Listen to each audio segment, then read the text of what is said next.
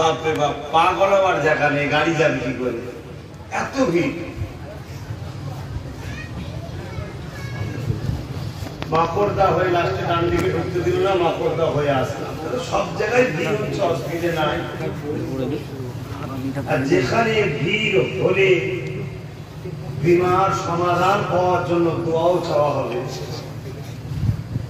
সেই জায়গাতেও যাতে আমরা চিন্তা ভাবনা করেছি ভূমিগত মানুষ হয়, বেশি না হয়, সেটাও চিন্তা রেখে এই সকালের সময় মাহফিলটা করেছি। এটা রাত্রিরে হলে মানুষ কাজ কাম ছেড়ে দিয়ে সবাই ফ্রি থাকে, চলো যে বসি, ওখানে একটা বিশাল বড় জমায়েত তৈরি হয়ে যাবে। ওটা এখন করা আমি ব্যক্তিগত প্রয়োজন নয় মনে করেছি, তাই করিনি। কে মানা করছে সব কথা লিখে দেয়, যারা আইন তৈরি করে তারাই এখন আইন বক্তব্য বেশি। কিন্তু আমার একটা দায়িত্ব আছে, আমি একটা নাগরিক, সেই নাগরিক কথা মাথায় রেখে আমি ভেবেছি ছোট করে করাবো, তাই সকালের দিকে প্রোগ্রামটা হচ্ছে। এসেছি সংক্ষিপ্ত সময় যে বিষয়ে মাহফিল, সেই বিষয়ের উপরে দুটো চারটে কথা আলোচনা, আর একটু আসেন আমি শেষ, তারপর একটু দোয়া।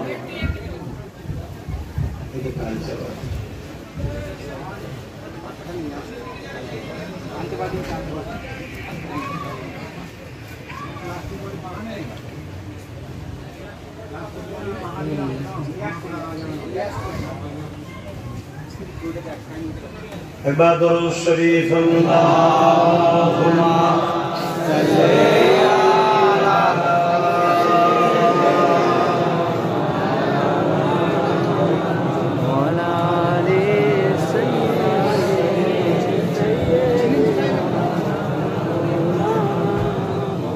أعوذ بالله من الشيطان الرجيم.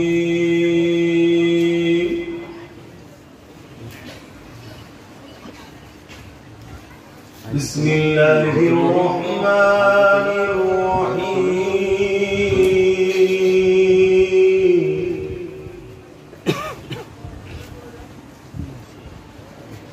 والتين والزيتون وطور سينين وهذا البلد الأمين.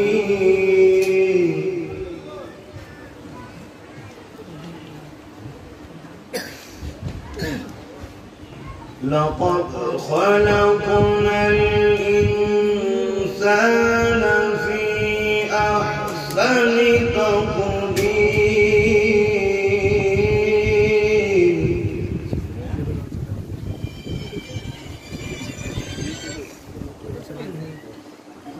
ثم رددناه أسفل سافلين.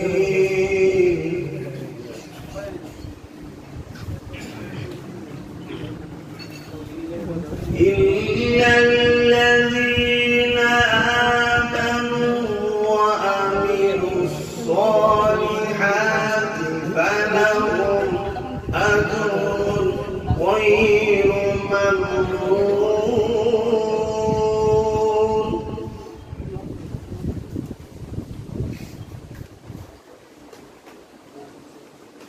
فما يكذبك بعد بالدين.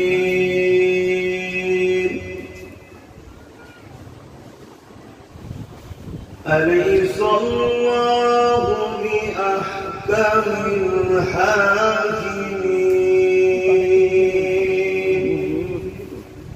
صدق الله العظيم.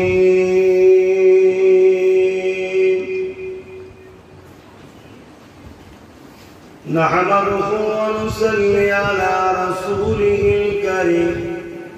أما بعد، فيا أيها الحاضرون رحمكم الله. قال الله تعالى في كلام المزيد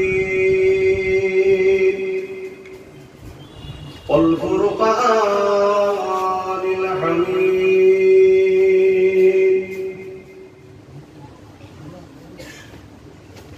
إن Allaha wa malaikatahu yusalluna 'alan nabi ya ayyuhallazina amanu sallu 'alaihi wa sallimu taslima.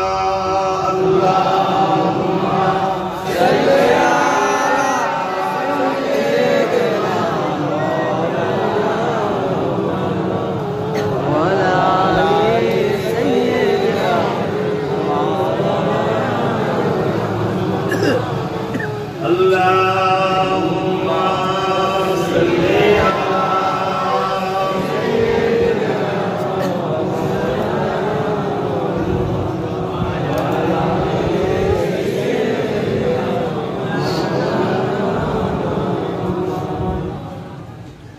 সালাম তোমাকে হাজারো সালাম হে আমার নবী আকরাম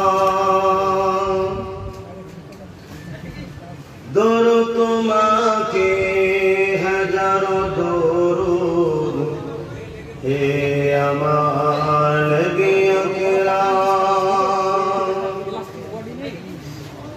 চিরউন্নত দ্বীন ইসলাম তোমারই উসিলায় আমরা পেলাম চিরউন্নত দ্বীন ইসলাম তোমারই উসিলায় আমরা পেলাম হে আমার নবী আকরাম হে আমার নবী আকরাম দরুদ তোমাকে হাজারো দরুদ হে আমার নবী আকরাম আল্লাহুম্মা সাল্লি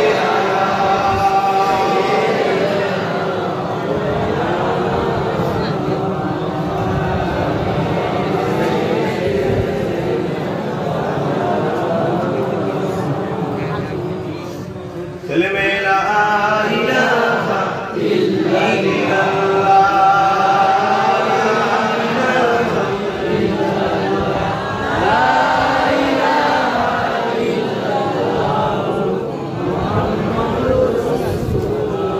حسبي ربي جل الله ما في قلبي غير الله نور محمد صلى الله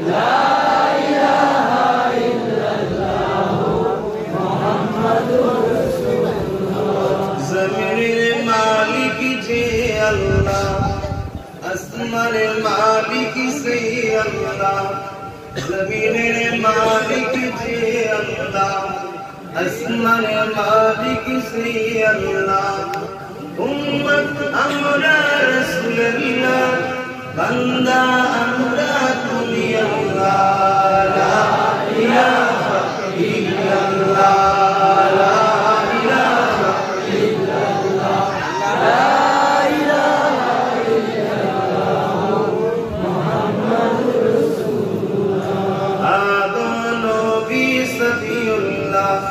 मूसा नबी करीमुल्लाह आदम नबी सफीउल्लाह मूसा नबी करीमुल्लाह इब्राहिम नबी खलीलुल्लाह আমাদের নবী হাবিবুল্লাহ লা ইলাহা ইল্লাল্লাহ লা ইলাহা ইল্লাল্লাহ লা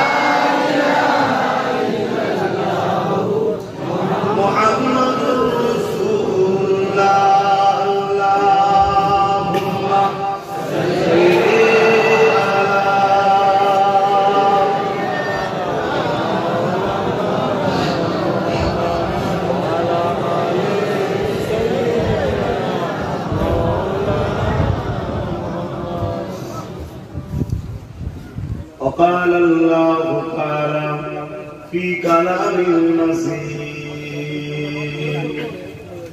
والفرقان الحميد وما خلقت الجن والإنس إلا ليعبدون.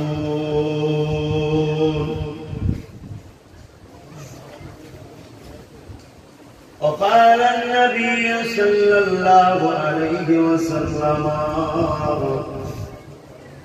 من أحب لله وأبغض لله وعطى لله ومنع لله فقد استكمل الإيمان. আমার আব্বা, আমার ভাইরা, আমার আম্মা, আমার বোনেরা, পবিত্র মাস মুহররম আরবি মাসের প্রথম মাস। এই মাসে ইসলামের বহু ঐতিহ্য রয়েছে, প্রাচীন বহু ঘটনাও জড়িয়ে আছে এবং এই মাসের 10 তারিখও দুনিয়া ধ্বংস হবে। শুক্রবার দিন হবে 10 তারিখ, আশুরার দিন, যেদিন কিয়ামত হবে। ইযা ওয়াকাতিল আতিয়া লাইসা লিওয়াকাতিহা কাযিবা। কিয়ামতের ঘটনা এটা অতি সত্য, যার মধ্যে কোনো মিথ্যা নাই, ঘটবেই। আরবি মাসের প্রথম মাসে 10 তারিখে শুক্রবার, এতটুকু রাসূল বলে গেছে। কোন বছরে কোন সময় আল্লাহু আ'লাম, আল্লাহ রাসূলকে জানিয়েছেন, নবী ভালো জানেন, কিন্তু ঘটবে। এটা যে বিশ্বাস করে, ঈমান রাখে, তাদেরকে বলা হয় মুমিন, মুসলমান। তারাই হল ইসলামের অনুসারী। আজ আমি যাদেরকে নিয়ে বসেছি, বেশিরভাগ মানুষটাই ইসলামের অনুসারী এবং ইসলামিক ধর্মীয় একটা রীতিনীতিতে মাহফিল করা হয়েছে। অতএব এই জায়গায় কোরআন, সুন্নাহ, ইজমা, কিয়াসের উপরে আলোচনা হবে। কিন্তু আমি একটা কথা প্রথমে জিজ্ঞাসা করে নিই, ইসলামের আলোচনা করা, ইসলামের কথা বলা, ইসলামকে ভারতবর্ষে স্বাধীনভাবে মেনে চলা বা বলা, এই অধিকার আমার বা আমাদের আছে না? না, এই অধিকার আমাদের ঘরে কে দিয়েছে? আল্লাহ পাক তো সব জায়গায় অধিকার আছে। ভারতবর্ষের কথা বলছি, অধিকার আমার দেশও দিয়েছে যে আপনি করতে পারেন। দেশের থেকে বড় কেউ আছে? কোন পুলিশ দেশের থেকে বড় হতে পারবে? কোন নেতা দেশের থেকে বড় হতে পারবে? কোন ইমাম দেশের থেকে বড়? দেশ আমাদের কাছে সব থেকে বড়, সবার আগে। সেই দেশ আমাদের ঘরে তার বুকে জায়গা দিয়েছে, ভালোবাসা দিয়েছে এবং আমাকে বলেছে যে আপনি আপনার ধর্ম স্বাধীনভাবে মানবেন এবং আপনার ধর্মের প্রচার স্বাধীনভাবে আপনি করতে পারবেন, কারো বাধা দেওয়ার অধিকার নাই। ঠিক তেমনি এদেশে আর এক সম্প্রদায়ের মানুষ আছে যাদের পার্সেন্ট হচ্ছে 1%। তাকেও আমার দেশ বলেছে আপনি আপনার স্বাধীনভাবে ধর্মীয় কাজ করতে পারবেন, ধর্মীয় প্রচার করতে পারবেন। সেই জায়গায় দাঁড়িয়ে থেকে গণতান্ত্রিক দেশে আজ দীর্ঘ ৭৩ বছর চলে যাওয়ার পর ৭৪ বছর পড়ল। যত দিন যাচ্ছে আস্তে আস্তে দেখা যাচ্ছে এক শ্রেণীর দুর্নীতিবাদ, ভারতীয় দাবি করে দেশদ্রোহী বলতে পারি, তারা আস্তে আস্তে আস্তে আস্তে ইসলাম, কোরআন, রাসূল, মসজিদ, মাদ্রাসা, মুসলমান এদের উপরে বারবার অ্যাটাক করছে বা এদেরকে মানে ধর্মীয় কাজে বাধা, সর্বদিক দিয়ে বাধা দিচ্ছে। এটা ঘটছে না? ঘটেনি ভাই? এটা সত্য বললাম না মিথ্যা বললাম?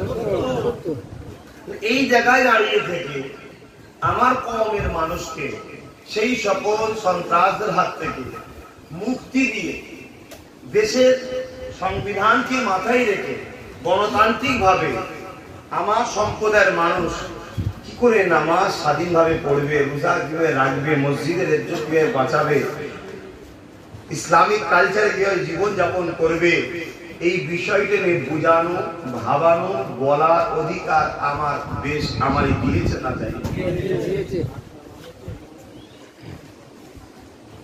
কথাটাকে খুব ভালো করে বুঝতে হবে।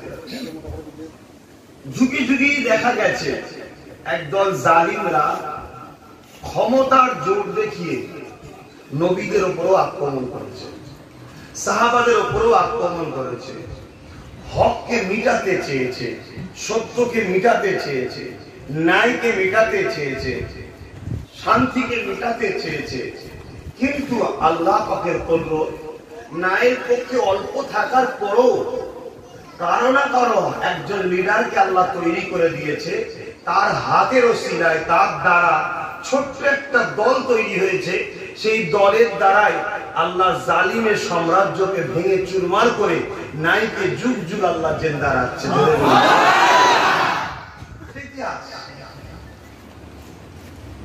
এবং এই মহান কাজে যারা শরীক অংশগ্রহণ করেছে, ন্যায়কে প্রতিষ্ঠিত করতে গিয়ে যাদের জীবন চলে গেছে, সত্যকে প্রতিষ্ঠিত করতে গিয়ে যাদের জীবন চলে গেছে, শান্তিকে প্রতিষ্ঠিত করতে গিয়ে যাদের জীবন চলে গেছে, তাদের সম্বন্ধে আল্লাহ পাক নবী মারফত এবং কোরআনের মাধ্যমে জানিয়েছে তারা হলো আমার প্রিয় বান্দা এবং তারা বেহিসাব আমার জান্নাত পাবে। জোরে বলুন সুবহানাল্লাহ।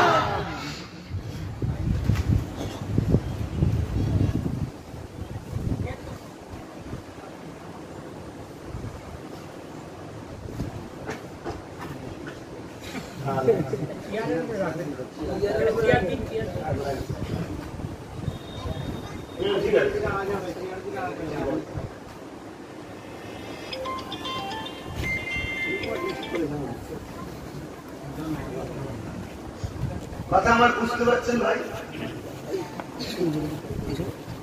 আল্লাহ পাক আমাদেরকে সৃষ্টি করেছেন, আমাদের খালেক যিনি, আমাদের যিনি সৃষ্টি করেছেন, যিনি আমাদের দুটো চোখ দিয়েছেন, যিনি আমাদের দুটো হাত দিয়েছে, যিনি আমাদের দুটো পা দিয়েছে, যিনি আমাদের আবার দুটো কিডনি দিয়েছে, যিনি আমাদের ঘরে নিঃশ্বাস নিতে দিচ্ছে, এখনো বাঁচিয়ে রেখেছে, সেই সৃষ্টিকর্তার থেকে অন্য কেউ কি আমাদের কাছে প্রিয় হতে পারে? সব থেকে সর্বদিক দিয়ে সবার থেকে আমাদের কাছে আগে কে? জোরে বলুন, আরো জোরে বলুন। তাহলে আমরা যাই করি নাই করি, আমার আল্লাহকে দুঃখ দিয়ে কোনো কাজ করতে পারবো না। আমরা মনে করি, আমাদের মাথায় থাকে আমরা সবাইকে তো খুশি করি, আল্লাহকেই দুঃখ দিই। সত্য না মিথ্যা? কথা সারা দেবেন ভাই।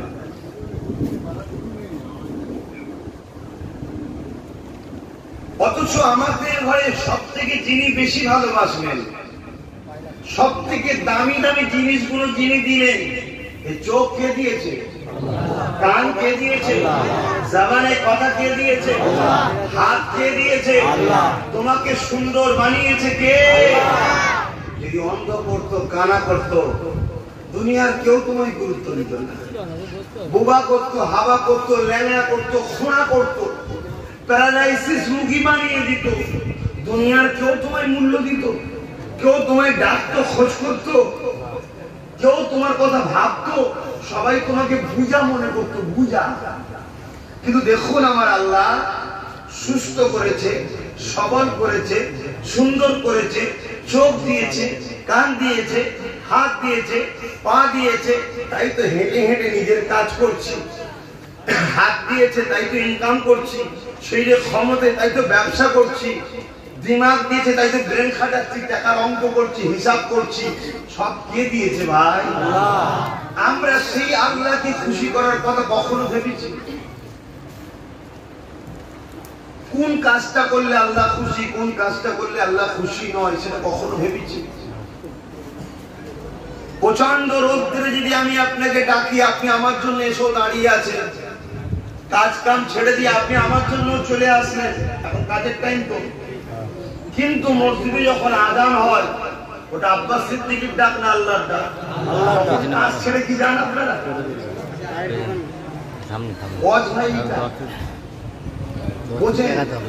ভাবুন, ভাবতে হবে ধ্বংসের দিকে আপনারা। সমস্ত মানুষ শুধু একটাই কথা, ধর ধর ধর ধর, মার মার মার মার, তারা তারা তারা তারা, মুল্লারা এই করেছে, মুল্লারা ওই করেছে, মুল্লারা এই করেছে, মুল্লারা ওই করেছে, মুল্লারা এই করেছে, মুল্লারা ওই করেছে।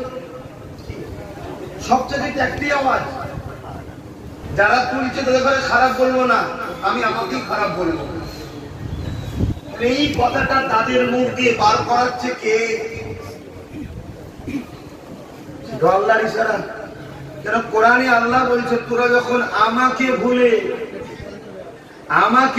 আমার হাবিবকে ভুলে যাদের হয়ে বেশি লড়বি, যাদের বেশি প্রেমিক হবি, যাদের কথা বেশি ভাববি, যাদেরকে পছন্দ করবি, যাদের সাথে উঠামশা করবি, যাদের সাথে মিশে যাবি, যাদের মতো হয়ে যাবি, আমি আল্লাহ তাদের হাতেই তোদেরকে লাঞ্ছিত করবো। তো কোরআনের কথা। কোরআন কখনো মিথ্যা হয়েছে? কালকে মিথ্যা হবে? কিয়ামত পর্যন্ত কেউ করতে পারবে? কেন কোরআন কারো কথা নয়, কোরআন কোন মানুষের কথা নয়। পৃথিবীতে বহু ধর্মগ্রন্থ আছে, কাউকে আমি ছোট করছি না, বড় করতে যাচ্ছি না, কিন্তু আমি কোরআনের কথাটা বলছি যে কোরআন কোন মানুষের লেখা নয়। তাই এর মধ্যে ভুল কখনো কেউ বার করতে পারেনি, কিয়ামত পর্যন্ত পারবেও না। পরিবর্তন করার অনেক ষড়যন্ত্র চলছে, কিয়ামত পর্যন্ত এই ষড়যন্ত্রকারীরা ব্যর্থ হবে। কেন আল্লাহ কোরআনের হেফাজতের দায়িত্ব স্বয়ং নিজে নিয়েছেন। জোরে বলুন সুবহানাল্লাহ। কিন্তু আমার আওয়াজ আপনারা বুঝছেন তো?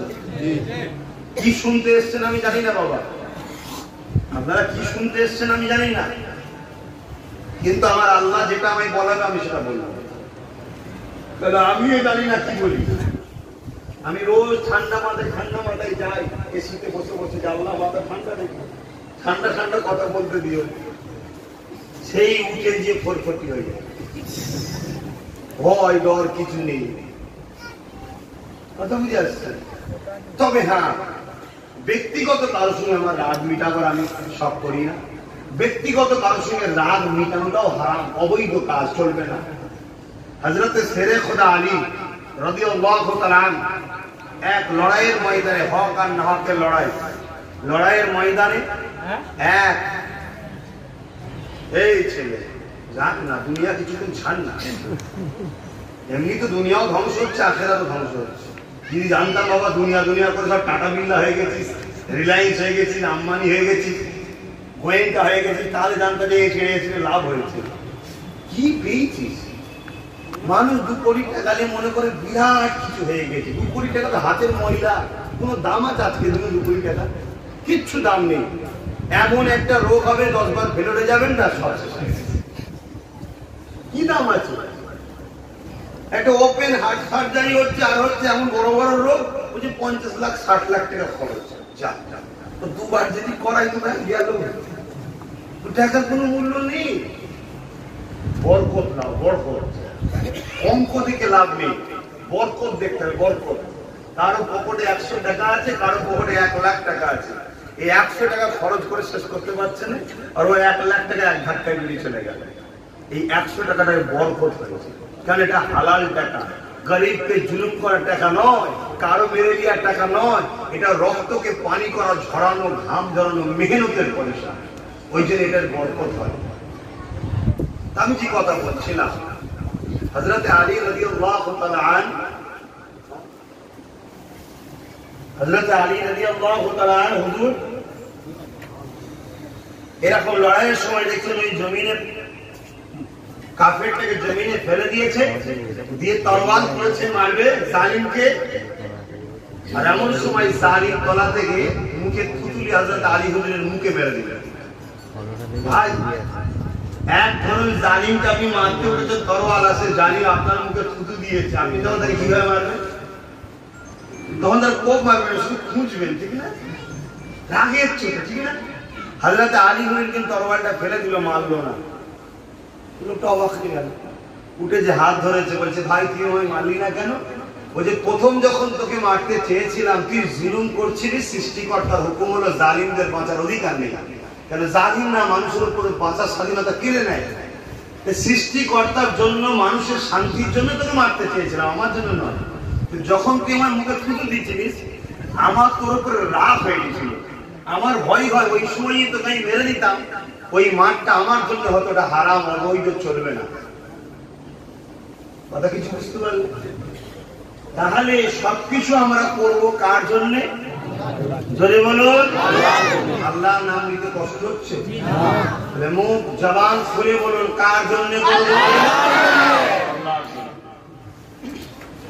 আল্লাহর জন্য।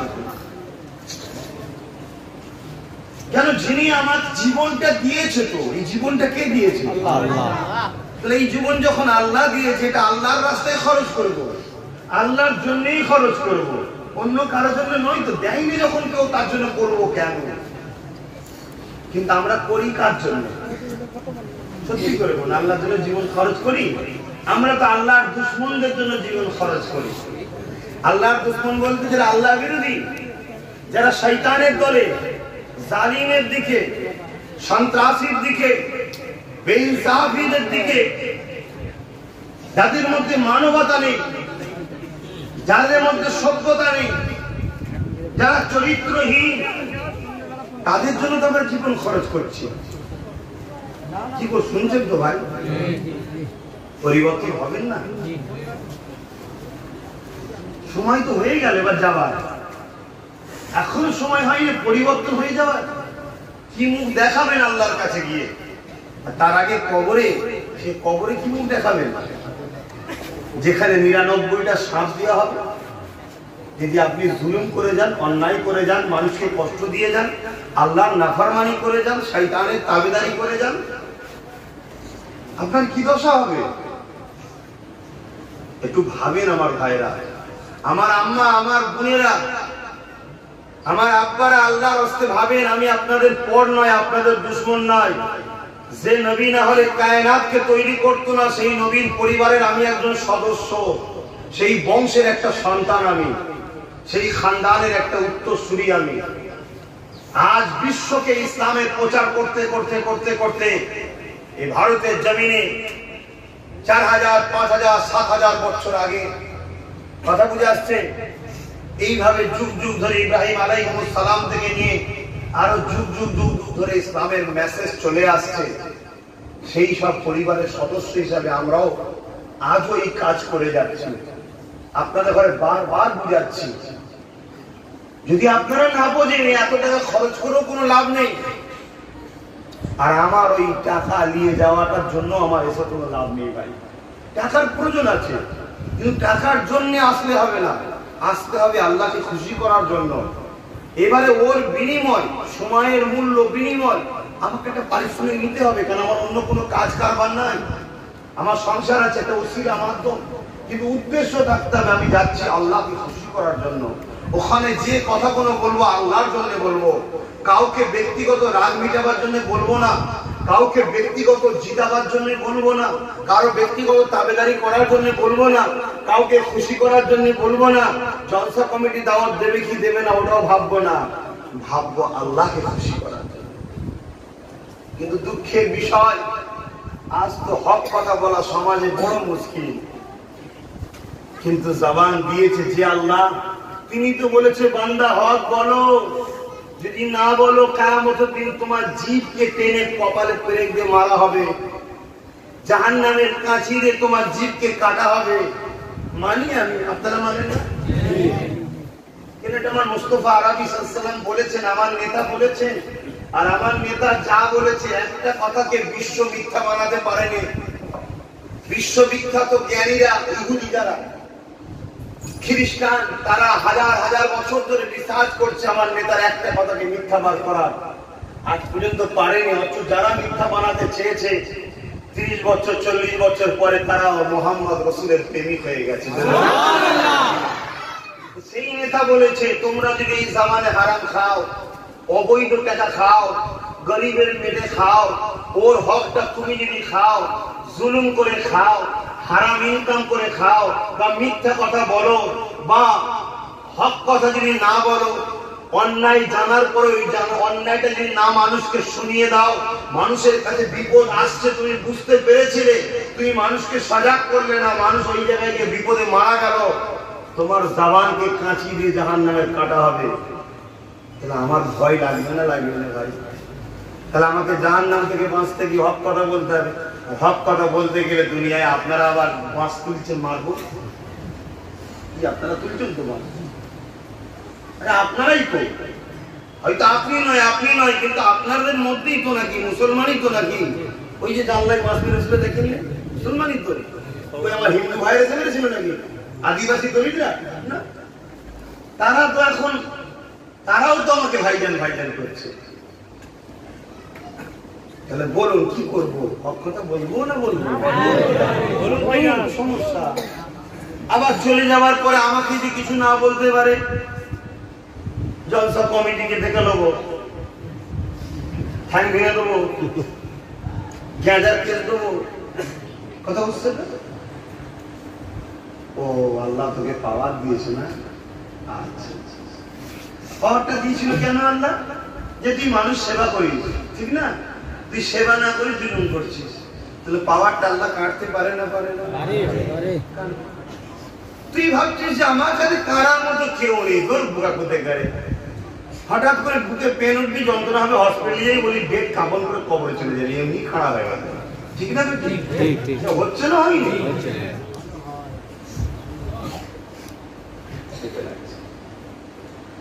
বুঝাতে চাইছি এটাই যে হক কথা তো বলতে হবে, না সমাজ তো আরো খারাপ হয়ে যাবে। আজ থেকে 20 বছর আগে মুরব্বী বাপগুলোকে জিজ্ঞেস করুন, সমাজে এত অন্যায়, এত জুলুম, এত অরাজকতা ছিল নাকি? জিজ্ঞেস করুন। আজ থেকে 20 বছর আগে লোক যদি বিড়ি খেত, একটা ছেলে বাপকে লুকিয়ে খেত, এখন বাপ বেটা বসে খাচ্ছে। আবার এক বিড়ি তো দুজন মিলে টানছে, তুই একটা আমি একটা। এই হচ্ছে না হলো সমাজে? আগে যত যাই হতো, মুরব্বী গুলো এলে যুবকরা একটু চেয়ার ছেড়ে দিত, পাড়ার কোনো আত্মীয় না হলেও বয়স্ক দেখলে চেয়ার দিত, বাসে সিট দিত। এখন যদি কোনো বাসে একটা বুড়ো এসে গায়ের কাছে ঘেঁষে, সে বুড়ো হলে সব ঢিলে হচ্ছে তো ভাই, গাল গালে হয়তো হাঁ হয়ে যাচ্ছে, ছুটে বেরিয়ে কি এসব হচ্ছে না? হয়নি? ওকে যেন মানুষই মনে করছে না, মানুষ খারাপের দিকে যাচ্ছে তো। এই যদি হক কথা না বলা হয়, এগুলো যদি না বোঝানো হয়, আগামী কিন্তু আরো খারাপ হয়ে যাবে। আর বললি আপনারা খেপে যাচ্ছেন, তো কোন দিকে যাব? না বললে ওখানে আল্লাহ বলছে আয় আয়, রেডি আছে, আর এখানে বললে ধর ধর ধর ধর করছে। কোন দিকে যায়? অঙ্ক করে আমি দেখলাম, এখানে ধর ধর বলুক, যাই বলুক, 30 বছর 40 বছর 50 বছর মরে যাবে, মিটে যাবে। ওখানে মরণও হবে না, চা যাবো হবে, তত ওইটাই ঠিক। ওইখান থেকে বাঁচতে গেলে এখানে বলতে হবে, ঠিক না? হয়তো এখানে যাওয়া হোক না। বুঝার চেষ্টা করেন আমার বাপ ভাইরা। আজ মানুষ মানুষকে খুন করছে, আজ মানুষ মানুষকে মিথ্যা কেস দিচ্ছে। 80 বছরের বুড়ো, তার নামে কেস দিতে, রেপ করেছে নাকি? এই সমাজে হচ্ছে না? তার আবার দুজন সাক্ষী দিতে যাচ্ছে, আমি দেখেছি। দুটো যুবক আবার সাক্ষী দিচ্ছে, বলছে হ্যাঁ আমি দেখেছি। একটা 80 বছরের পুরো রেপ করছিল, তুই দেখছিলিস? তুই তো রুখতে পারতিস। মানে কিভাবে নাটক চলছে, কিভাবে সমাজের মধ্যে অরাজকতা চলছে, মানুষ মানুষ জাতিকে ধ্বংস করে দিচ্ছে। আল্লাহর সৃষ্টি যেখানে ধ্বংস হচ্ছে, আমি যদি সৃষ্টিকর্তাকে ভালোবাসি, তাহলে সৃষ্টিকর্তার সৃষ্টিকে ভালোবাসবো না? আমি যদি দেশকে ভালোবাসি, এদেশের মাটি, এদেশের গাছ, এদেশের দেশবাসী সবাই হেফাজত, সবাই ভালো কথা ভাবতে হবে না? হবে না? তাহলে এটা যদি ভাবতে পারি, তাহলে আমি যদি সৃষ্টিকর্তাকে ভালোবাসি, তার সৃষ্টি হিন্দু হোক, দলিত হোক, আদিবাসী হোক, খ্রিস্টান হোক, বৌদ্ধ হোক, যেই হোক, সৃষ্টি তো তার। অতএব তার সৃষ্টিকে ভালোবাসা, এটা আমার দায়িত্ব আছে না নাই? তাই তো রাসূল বললেন, লা ইয়ারহামুল্লাহু মান লা ইয়ারহামুন নাস। হযরত নবী মুহাম্মদ সাল্লাল্লাহু আলাইহি ওয়াসাল্লাম জানিয়ে দিলেন, যে মানুষকে ভালোবাসে না, সৃষ্টিকর্তার দয়া সে পাবে না। হিন্দুরা মানুষ না মানুষ নয়, খ্রিস্টানরা মানুষ না মানুষ নয়, দলিত আদিবাসী সাঁওতাল বাগদি মুচি যত আছে মানুষ না মানুষ নয়। মানুষ মানুষকে যদি ভালো না বাসে তার উপরে সৃষ্টিকর্তার দয়া। সত্যি করে বুকে বলুন, মানুষ মানুষকে ভালোবাসে? বলুন না, ভালোবাসে? চলে যাচ্ছে সমাজ। এইগুলো যখনই বলতে যাব, বলতে গেলে এই যে সমাজটাকে যারা খারাপ করছে, ডিভাইড যারা করছে, তাদের ঘাড়ে খুব করবে তো নাকি? তারা দেখছে পায়ের তলার মাটি সরছে, বুঝলি আব্বাস সিদ্দিকীকে রুখতে হবে, তোকে তো রুখতে গেলে কি করা যায়? ওদেরই মধ্যে সেজে কি আছে দেখ, কিছু পয়সা দে, কিছু পয়সা দে, গুন্ডা ভাড়া কর, পয়সা দিয়ে একটাকে অ্যাটাক করা করছে। কথা বুঝে আসছে? কিছু আবার পয়সা দিয়ে মুখ ভাড়া কর, ওর বিরুদ্ধে বলা বলছে। আমি কি করবো এখন আপনাদের জিজ্ঞেস করছি? আপনার ওখানে ভুল রাস্তায় নিয়ে যাবো না ঠিক রাস্তায়? ঠিক রাস্তায় নিয়ে যেতে গেলে তো আমার উপর এত বাধা এসছে, আপনারা ঠিক সময় আবার আমাকে ছেড়ে দিয়ে পালাবেন? আচ্ছা, যদি আপনারা ছেড়ে দিয়ে চলে যান আমার কি হবে? ধরুন আমার কপালে মরণ ছিল কারো হাতে, তার হাতে মরে যাবো, আল্লাহর হুকুম। মরণটা ধরে রাখলেও হবে না, হবে না, একদিন না একদিন হবে তো। কিন্তু আপনারা এই যে বিশ্বাসঘাতকতা করলেন, ভাইজান আছি, বাবাজি আছি, আর ঠিক সময় পালালেন, এই যে বিশ্বাসঘাতকতা, আপনার ঠিকানা রাখতে হবে জানেন? একটু বলুন, আরো জোরে বলুন। জেনে শুনে জাহান্নামে যেতে যদি কেউ শখ করে, আল্লাহ তাকে জাহান্নাম দেবে না দেবে না? আর শুধু জাহান্নাম নয়, সব থেকে কঠিন জাহান্নাম। বোঝার চেষ্টা করুন, কারো সঙ্গে আমার বন্ধুত্ব নাই, কারো সঙ্গে আমার আপন নাই, কারো সঙ্গে আমার দুশ্মনীয় নয়। আমি আমার মা বাপকে পর্যন্ত ভালোবাসি একমাত্র সৃষ্টিকর্তাকে খুশি করার জন্য। আমি এই অঙ্কে চলা ছেলে, যেন সবকিছু তার জন্য। এই পৃথিবীতে বাপ মা ছাড়াও বহুত মানুষ মানুষ হয়ে যাচ্ছে, তিনি মানুষ করে নিচ্ছে তার বান্দাকে, ঠিক না? তো বাপ মা হলো ওসিলা, মাধ্যম, কিন্তু তিনি বলেছেন যে বাপ মাকে ভালোবাসে না তাকে আমি জান্নাত শান্তি দেব না।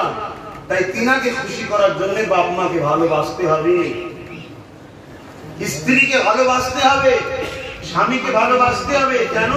তিনার জন্য, সবকিছু তিনার জন্য করতে হবে। আসুন আমরা আজকে বুঝে নিই, আমাদের চলাফেরা, চাল চলন, কথাবার্তা, ব্যবহার, একলাখ, চরিত্র দুনিয়া কোন নেতাকে দেখে করলে হবে না। আল্লাহ পাক এরকম করতে বলেছে, এরকম করতে হবে। কি রকম করতে হবে? এর জন্য আল্লাহ পাক কোরআনকে পাঠিয়েছে। কোরআন হলো মানুষ জাতির জন্য গাইড বুক, অর্থাৎ আপনার ওটা থেকে খাওয়া থেকে টোটাল জীবনের স্টাইলটা কেমন হবে আমার আল্লাহ কোরআন পাকের মধ্যে জানিয়ে দিয়েছে। আর এই কোরআনটাকে প্র্যাকটিক্যাল আপনাদের কাছে বুঝিয়েও জানিয়ে দেবে বলে আল্লাহ পাক তিনার প্রিয় বান্দা, সর্বকালের সর্বশ্রেষ্ঠ নেতা, সর্বকালের সর্বশ্রেষ্ঠ মানব হযরত নবী মুহাম্মদ রাসূলকে পাঠিয়েছে।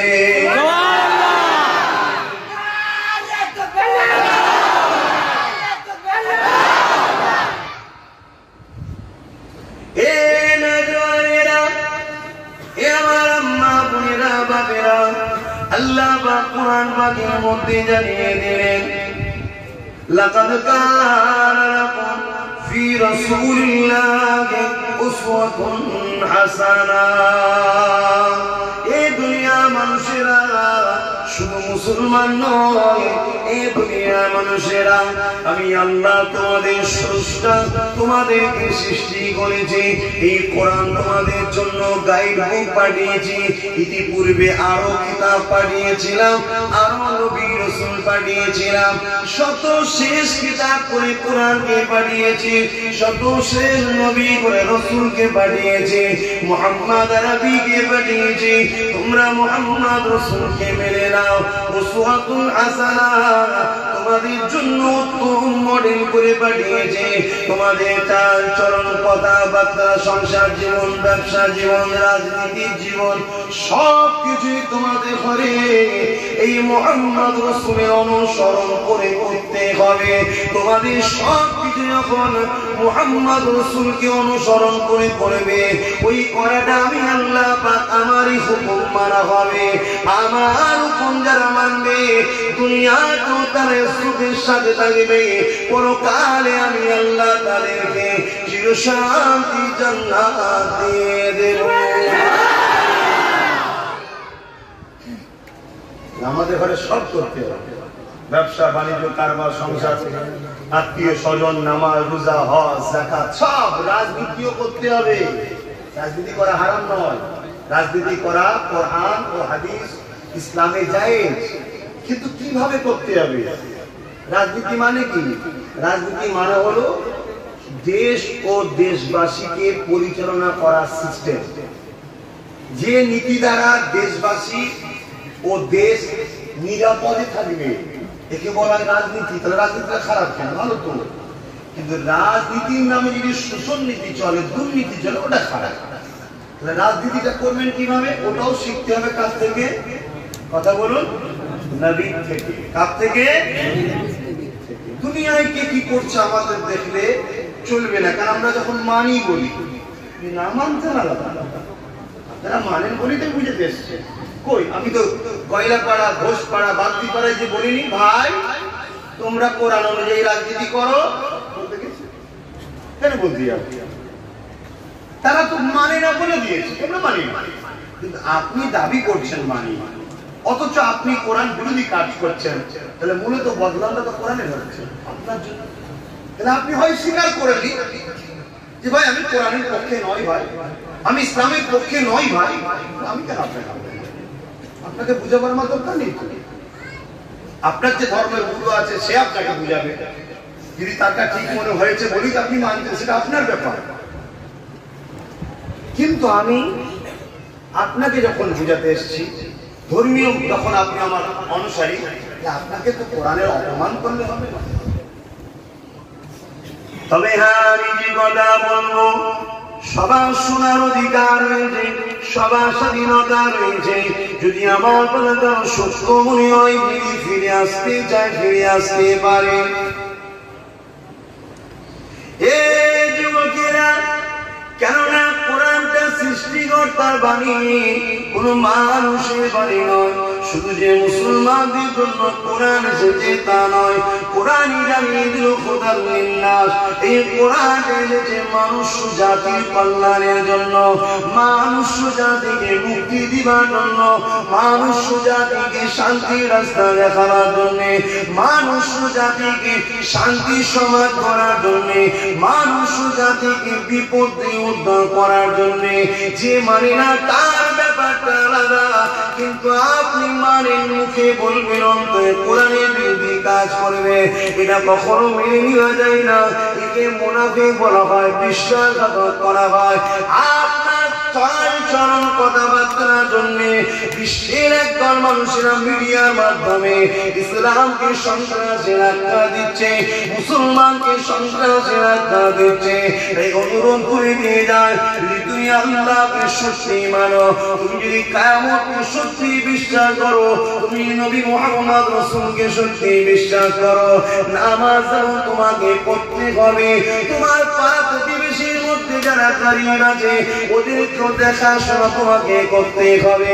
আল্লাহ নবী জানিয়ে দিয়ে, হে আমার উম্মত উম্মতিরা, বাবারা, তোমরা যারা আমাকে ভালোবাসো, মহব্বত করো, আমাকে যারা নবী বলে মেনে নিয়েছো, তোমাদেরকে আমি বলে দিয়ে যাই, তোমরা যখন তরকারি রান্না করবে, এক বাটি পানি বেশি দেবে, যেটা তোমার প্রয়োজন ছিল।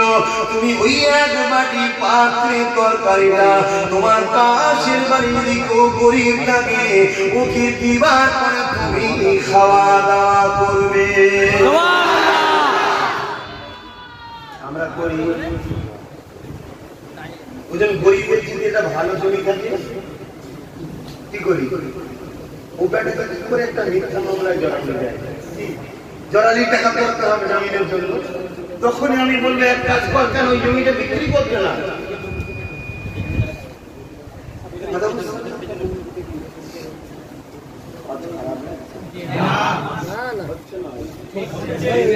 চোর তো বেশি, আমার তো মাথা বড় মুশকিল। কি করবো? ধুপগুড়ি বলবো নাকি? বুঝুন আমার আপনারা, আরে একবার কখনো ভেবেছেন আপনি যদি ওই গরিবটা হতেন, আর ওই গরিবটা যদি আপনি হতেন, মানে বড় লোক, আর সে যদি আপনাকে ওই জুলুম করতে, আপনার কেমন লাগছে? আল্লাহ নবীনা নবী শরীফে বসে আছে, এমন সময় একজন ইহুদি ধর্মের মানুষ আল্লাহ নবীর দরবারে আসলেন। আল্লাহ নবীকে বলতে লাগলেন, হে আব্দুল্লাহর বেটা মুহাম্মদ সাল্লাল্লাহু আলাইহি ওয়াসাল্লাম, বলুন তো দেখি ইসলাম ধর্মের সবথেকে উত্তম কাজ কোনটা? আল্লাহ নবী বলেছিলেন, এ আমার আল্লাহ পাকের সৃষ্টি বান্দারে, আমার আল্লাহ জানিয়ে দিয়েছে আল্লাহ পাকের মনোনীত ধর্ম হলো ইসলাম, আল্লাহ পাকের পছন্দের ধর্ম হলো ইসলাম, আল্লাহ পাকের প্রিয় ধর্ম হলো ইসলাম। ইসলাম ধর্মের সবথেকে প্রিয় কাজ, সবথেকে উত্তম কাজ, ভালো কাজ হলো ভুকা খোদা কো মানুষকে খানা খাওয়ানো। আমরা গরিবদের খাওয়াই,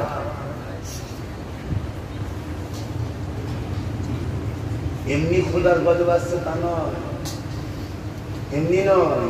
একটা কথা বলবো, খারাপ লাগবে না? আমি ছোটবেলায় তো বাইরে পড়াশোনা করতাম, তারপরে আরো গিয়েছিলাম পড়াশোনা করতে। গ্রামগঞ্জে দেখা যায় সচরাচর যারা ওই মাঠে গরু গরু নিয়ে যায়, দেখবেন গরুর মুখে জালি দেয়।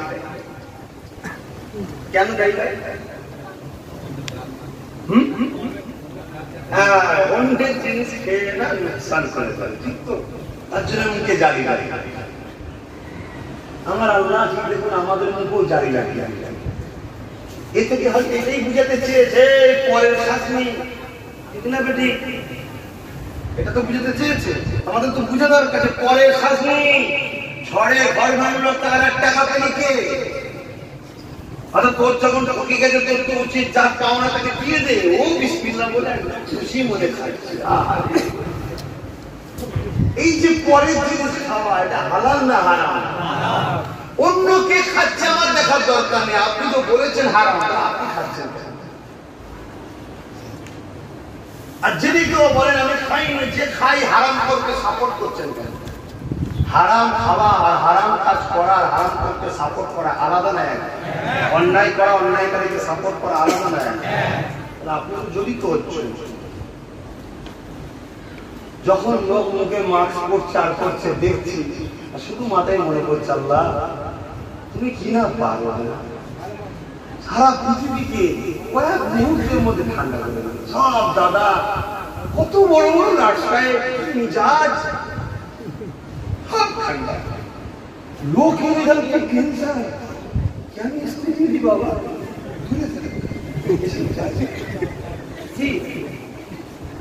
কুটুম যদি বাড়িতে ঢুকে পড়ে, কুটুম তো অতিথি হয়, আপ্যায়ন করে, অতিথি আপ্যায়ন করা মহান কাজ। আর এই সময় কুটুম এলে অতিথি যেন মধ্যে বানা ঢুকে পড়ে, তারা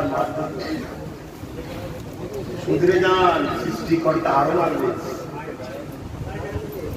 শুনছেন তো ভাই? আমার হক কথা তো বলা নেই, আমার কি কেটে ছেড়ে দেবে? কেউ কেটে হয়তো ছেড়ে দেবে। জুলুম অত্যাচার জালিমদের উপরে সৃষ্টিকর্তার গজব আসবে না? ওই উদ্দেশ্যে একটা হয়তো কথা বললাম, আগে পিছিয়ে কথা না দিয়ে বিছানাতে টুক করে কেটে ছেড়ে দেবে। দেখো মানুষের মরণ কামনা করছে আব্বাস সিদ্দিক, আগে পিছু কি আছে না আছে দেখ, হাতি বান সাপ কি আছে ওটা দেখা দেখা নেই। সুধরে যাও যুবকরা, সুধরে যাও। মৃত্যু সবাই দিন না একদিন হবে, আল্লাহ পাককে সবাইকে দিতে হবে, সৃষ্টিকর্তার কাছে সবাইকে ফিরে যেতে হবে। এই দুনিয়ার জমিনে সৃষ্টিকর্তা তোমাকে পাঠিয়েছে, তুমি সৃষ্টিকর্তার দাসত্ব করবে, সৃষ্টিকর্তার গোলামি করবে, সৃষ্টিকর্তাকে রাজি করার জন্য সৃষ্টিকর্তার কাজ কাম করবে, সৃষ্টিকর্তার আদেশ মেনে চলবে। সৃষ্টিকর্তা একজনকে একটা হায়াত দিয়েছে, কারো 50 বছর, কারো 20 বছর, কারো 30 বছর, কারো 1 দিন, কারো 2 দিন, কারো 1 মাস, কারো 2 মাস। যার কাছে যত বেশি টাকা দেওয়া হয় দেরি হয় না, যে যত বেশি হায়াত পাবে তার তত বেশি বিপদ, তত বেশি হায়াতের জিন্দেগি হিসাব দিতে হবে। এত বছর কি করেছি বয় কি লেভেল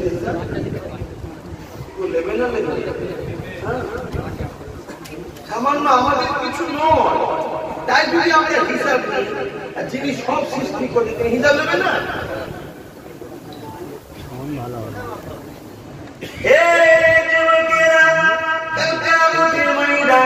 আমরা বলিলা জমিটা পাবে ওই জমি আমাকে আপনাকে দাঁড়াতে হবে। বেটা বলে সার নাই, অলির বেটা বলে সার নাই, হাজি বলে সার নাই, নামাজি বেটা বলে সার নাই, সবাই জমিয়ে দাঁড়াতে হবে। মাথা করে আল্লাহ সূর্যকে নামিয়ে দেবে, এই সূর্যে 12 ঘন্টা ফিরে যাবে। আর যে তাপটা রাখছে 1 ঘন্টা 12 ঘন্টা পেয়ে যাবে। এই তাপে সহ্য করতে পারে না, এটা পরিমাণ ঘুরি আছে, সেদিন মাথা বেখলা খাত করে নামিয়ে দেবে। আল্লাহ নবী জানিয়ে দিলে বাবারা শুনে গিয়ে দাও, ওই সূর্যে তাপে মাথা সেগুলো গলে গলে নাচবে, শুনে শুনে পড়তে লাগবে। তথাপিও মৃত্যু কিন্তু হবে না, এই জায়গাতে মৃত্যু হয়, ওখানে মৃত্যু হবে না। এই যুবকেরা তরুণেরা, এই বাগের প্রেমিকেরা, মৃত্যুটা কি জিনিস? মানুষের শরীরে একটা তবু আছে, আত্মা আছে, জান আছে, ওটা শরীরকে পেরিয়ে গেলে মানুষের শরীরটা অতীত হয়ে যায়, আর মানুষ কিছু বুঝতে পারে না, সব কিছুই আত্মার উপরে হয়। সেই দিন এত কষ্টের মতো ওই আত্মা কিন্তু শরীর থেকে বেরোবে না। আবার পুনরায় সম্মান পেগাও করা পাইবা ও কিয়ামত ইয়ানজিরুন। আল্লাহ কোরআন থেকে সূরা জুমার 68 নম্বর আয়াতে জানিয়ে দিলেন, আবার সিংহাসন যখন দেওয়া হবে, জমিনে এমন এমন দিনে মাল ওঠে, ওইভাবে জমিন থেকে মানুষ উঠতে থাকবে, এমন করে তারা তাদের রাবে থেকে ফিরে যাবে। তাদের পরে আল্লাহ পাক আবার মুখে দেবে, তারা আবার উঠে দাঁড়াবে। এই দিনটা হবে বিচারের দিন। এই দিনে কি আল্লাহ তোমার আমার সবার হিসাবটা নেবে? কিন্তু আল্লাহ বলতে পারবে না, পারবে না?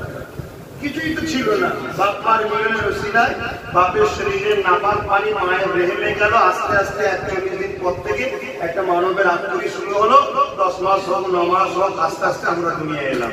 কিছু ছিল? যার কিছু ছিল না তার যদি অস্তিত্ব আল্লাহ দিতে পারে, সৃষ্টিকর্তা, সেই সৃষ্টিকর্তা আবার আপনাকে তুলে আপনাকে তার জান দিয়ে অস্তিত্ব বানাতে পারে না? তার ক্ষমতা আছে না?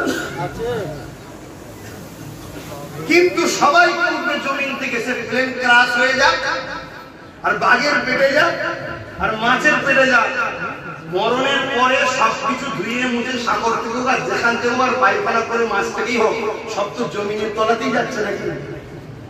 শ্মশানে পুড়িয়ে দিক আর যাই করুক, সেই ছাইটা কেউ পানির তলায় জমিনেই নামছে তো নাকি? জমিন থেকেই তোলা হবে। সুম্মা নুফিকা উখরা ফাইদা হুম কিয়ামুন ইয়ানজিরুন। হযরত ইসরাফিল আলাইহিস সালামকে আল্লাহ বলে সিংহায় ফু দাও। সিংহায় ফু দেবে, যেমন নাগল দিলে আলু ওঠে, ওইভাবে জমিন থেকে মানুষ উঠবে। উঠে যাবে কোথায়? সৃষ্টিকর্তার কাছে। ময়দানে মাহশর হবে, বিচার হবে। বলো, তুমি পীরের বেটা ছিলে, লোক তোমার জুতো বইতো, লোক তোমায় বিশ্বাস করতো, তোমারা যা বলতে লোক তাই শুনতো। তুমি পীর সাহেবের বেটা হয়ে পীরের বেটা হয়ে, পীর সাহেব হয়ে তোমার শিষ্যকে ঘরে ধোকা দিয়েছিলে কেন? আমি ধোকা নিয়ে আমারও পরিচয় শুনছেন। আমি নবীর খানদান তো দিয়েছি, হিসাব কারো ছাড় নেই, হিসাব কারো ছাড় নাই, তবে মনে একটু শান্তি পাই। দয়াল নবী বলেছে আমি সর্বপ্রথম শাফাআত করব আমার খানদানের। জোরে বলুন সুবহানাল্লাহ। দ্বিতীয় নম্বর আরেক জায়গায় দয়াল নবী বলেছেন যে যাকে ভালোবাসে তার সঙ্গে জান্নাতে থাকবে। আমরা তো জানের থেকে বেশি দয়াল নবীকে ভালোবাসি, আশা রাখি তেনার সাথে থাকবো। বলুন সুবহানাল্লাহ। আপনারাও সত্যি ভালোবাসেন, আপনাদেরও টেনশন নেই। কিন্তু ভালোবাসা মানুষ, নবীর ভালোবাসার মানুষ কোনদিন মানুষের উপর জুলুম করতে পারে না, কারণ যিনি রাহমাতাল লিল আলামিনের গোলাম কখনো জালিম হতে পারে না। আমার দয়ার নবী কত দয়ার নবী ছিলেন। ও রাস্তা থেকে নিশ্চয়ই আপনারা জানেন তো একটা বুড়িকে তুলে নিয়ে গেল, যাকে মা বলে আদর করে ঘরে নিয়ে গেল, যে কিনা গায়ের ইসলাম, যার গলায় 3টে মূর্তির ফটো ছিল, যে আল্লাহ মানত না। আমার দয়ার নবী লড়াইয়ের ময়দানে গেছে হক না হাতে, জালিমরা যে জায়গায় দাঁড়িয়েছে তখন তো লড়াই বাবা এই প্লেনে কোনো কমেন্টের ব্যাপার ছিল না, তরোয়ালে আবার তরোয়ালেরই লড়াই হবে। এসব প্লেন প্লেন এটা সেটা সব আস্তে আস্তে বন্ধ হয়ে যাবে, মিসিং টিসিং সব বন্ধ হয়ে যাবে, কিচ্ছু থাকবে না। সব তো শেষ লড়াই হবে তরোয়ালের লড়াই, হক না হাতের যে লড়াই হবে তরোয়ালের লড়াই। সেই আবার প্রথম দিক ফিরে আসে। কি আল্লাহ পারে না পারে না? একটা শুধু সামান্য করোনা দিয়ে তো সব প্লেন বন্ধ হয়ে যাবে। কি আবার কিছু সমস্যা মুসিবত এসে যাবে, এক লটকাতে সব পড়ে যাবে। 10 মাস 1 বছর 2 বছর থাকার পরে বলতে সব সেই জায়গাটা চলছে জানতে গেল। কথা বুঝাচ্ছে? অর্থাৎ সৃষ্টিকর্তা যেটা করবেন সেটাকে রদ করার ক্ষমতা কোনো কারণ নাই। আর সৃষ্টিকর্তা কিভাবে দুনিয়া শেষ হবে না হবে, দয়াল নবীর মাধ্যম দিয়ে আমাদেরকে যেটা জানিয়েছেন, তিনার পক্ষ থেকে যিনি এসেছিলেন, সেইটা আমরা পেয়েছি। আপনারা মানা না মানা আপনাদের মানলে না আজাদ, না মানলে জাহান্নাম। সেই জায়গায় কি কথা বলছিলাম? হ্যাঁ, ওই যারা জালিম এসেছে জোর করে জুলুম করতে, তারা যে জায়গায় দাঁড়িয়েছিল ওই জায়গায় কোনো পানির ব্যবস্থা ছিল না। আর আমার দয়াল নবী কুয়া খনন করেছিলেন, পানি মরুভূমি এলাকা পানি। তো জালিমদের নেতৃত্ব যারা দিচ্ছে তারাই দুটো লোক পাঠিয়ে যাও আব্দুল্লাহর বেটা মুহাম্মদ সাল্লাল্লাহু আলাইহি ওয়াসাল্লামের কাছে, যে বলো এই প্রচন্ড রোদে মরুভূমি এলাকা পানি পিপাসা লেগেছে, পানি দিতে। দয়াল নবীর কাছে এসে যখন বললো, সাহাবীরা আছে সঙ্গী সাথীরা আছে, তো তারা বলে হুজুর এই সুযোগ, পানি বন্ধ করে দিলে ওরা না খেয়ে নিয়ে মরে যাবে, তাহলে লড়াই হবে। এটা বিরাট সুযোগ নাকি ভাই, বিরাট সুযোগ। আল্লাহ নবী বলেছিলেন না, আমাকে আল্লাহ দয়ার জন্য পাঠিয়েছে, কিন্তু আমার আল্লাহ বলেছে কেউ যদি তোমায় মারতে আসে, জুলুম করতে আসে, তাদের তুমি জান বাঁচাবার জন্য ফরজ, কিন্তু কারো পানি পিপাসা লাগলে পানি দাও। কেন কেউ যদি পিপাসিত মানুষের পানি পিপাসা মিটায়, পানি দেয়, ময়দানে মাস এই যে কঠিন দিনে আমার রাসূল বলছেন আল্লাহ তাকে আবে কাউসারের পানি করাবে। পানি দাও। যে দুজন এসেছিল তারা জালিম দলের লোক, তারা শুনছে আমার নবীর কথা, তারা অবাক হয়ে শুনে পানি নিয়ে গিয়ে ওখানে আর দাঁড়ায়নি, পানি দিয়ে চলে এসেছে। আবার এসেছে, সাহাবারা বলছে আবার কি খবর? বলছে এবার খবর হলো মোস্তফার গোলাম হতে এসেছে। যাকে মারতেছি সে পানি করাচ্ছে আমাদের, অথচ আমরা জুলুম করছি, সে আমাদেরকে মারতে আসে না, আমরা তাকে মারতে আসি। আজকে সেই নবীর নওয়াজ ইমামে হোসাইনের পানি আটকে দিয়েছিল, যে নবী আবে কাউসারের পানি পান খাওয়াবে কিয়ামতের দিনে, আর তার নাকের পানি আটকে দিয়েছিল ইয়াজিদ বাহিনী। তারাও মুসলমান ছিল ভাই, ভাঙরে যারা আমার উপর অত্যাচার করলো তারাও মুসলমান ছিল ভাই। কাল কোন দিনে আমার সঙ্গে কেউ ঝগড়া করে ওরাও মুসলমানই থাকবে ভাই। আমি জানি কোন হিন্দু দলিত ভাই আদিবাসী ভাই আমার বিরুদ্ধে করবে না। ফুলপুরা শরীফকে এই বাংলার হিন্দু দলিত সম্প্রদায়ের মানুষেরা ওনাদের ভাষায় দেবতার আসনে রেখেছে। ফুলপুরা শরীফকে এত শ্রদ্ধা করে, কথা বুঝে আসছে কেন? ওনারাও জানে ফুলপুরা শরীফে যারা ধর্মগুরু আছে এরা মহানুষীরা ব্যবসায়ী নয়। আমার সাইফুদ্দিন সিদ্দিকী হুজুর পীর কেবলা যখন মারা যায় এটাতে কাল ধরে না, মেজো হুজুর পীর কেবলা যখন ইন্তেকাল করেন, সরি অনেক নতুন কথা, মেজো হুজুর পীর কেবলা যখন ইন্তেকাল করেন প্রচুর লোক হয়েছিল জানে, দোকানে বাজারে মুড়ি মেড়ো বিস্কুট কিছু পাওয়া যায়, হাহাকার শুরু হয়ে গেছে। কত লোক হবে একসাথে কে জানে। লাইভ গুলো বারণ করলো ইব্রাহিম ভাই, এই বিশাল জনসমুদ্রের মধ্যে দোকান টোকানে খাবার টাবার কিছু পাইনি, শুনছেন তো ভাই, খাবার টাবার কিছুই নেই। ওই সময় কি করবে, আমাদের হোসেনপুর বলে যেটা আছে আইনের পাশ মারাতে যাওয়ার পরে যে ওই হিন্দু পাড়াটা দরিদ্র নাকি সম্প্রদায়ের মানুষের পাড়াটা আছে, ওই পাড়াতে দুজন মানুষ তারা এসেছিল, মানে মরে যাবে শীতের দ্বারা এত খিদে লেগে যায়। একটা হিন্দু বাড়িতে ঢুকে গেছে, যে ডাক দিয়েছে মা বলে, একজন বউ বেরিয়েছে, কি খবর মাথায় মুখে দাঁড়িয়ে, কি খবর না আমি এসেছি হুজুরের জানাজায়, বহুত খিদে পেয়ে গেছে, আমার জান চলে যাবে, কিছু আছে? সে তো মুখের দিকে চেয়ে রয়ে গেছে, মানে এত মানতেন মেজো হুজুরকে ওই এলাকার আমাদের হিন্দু সমাজের মানুষ। বাবা জানাজায় এসেছে, আমার বাড়ি খাবে, এটা তোমার জন্য ধন্য। স্বামী ভাবছি না, স্বামী হচ্ছে মাতা, রোজ বউ পিটতো। এরকম সমাজে মুসলমানদের মধ্যে আছে, এই আছে না? না সমাজে কিছু লোক খারাপ, খারাপের জন্য ধর্মকে খারাপ করতে হয় না, ও খারাপ, ও খারাপ,